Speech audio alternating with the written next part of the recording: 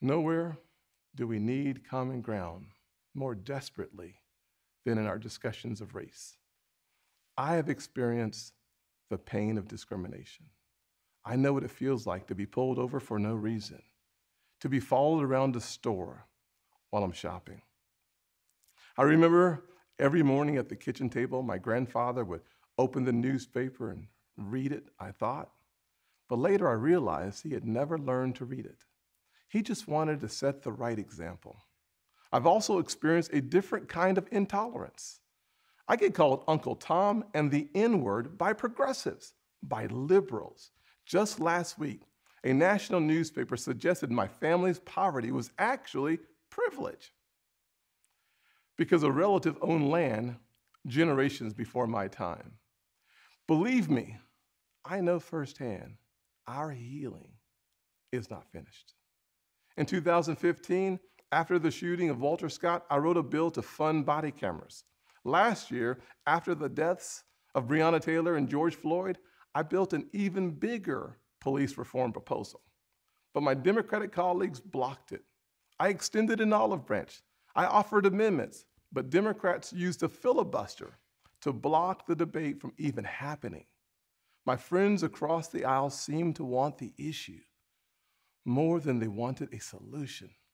But I'm still working. I'm hopeful that this will be different.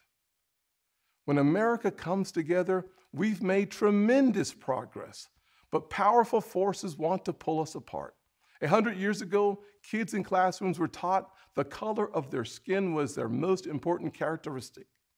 And if they looked a certain way, they were inferior. Today, kids are being taught that the color of their skin defines them again. And if they look a certain way, they're an oppressor.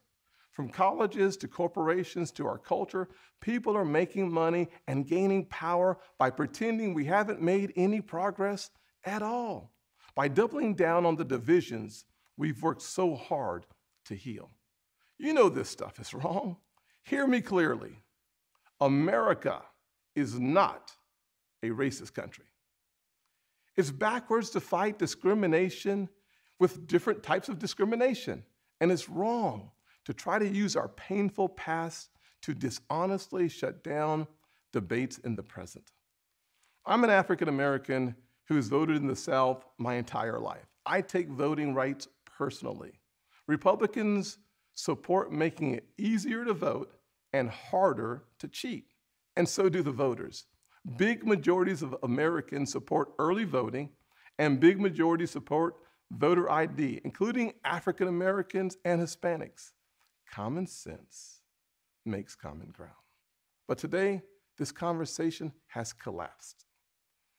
The state of Georgia passed a law that expands early voting, preserves no excuse mail-in voting, and despite what the president claimed, did not reduce election day hours.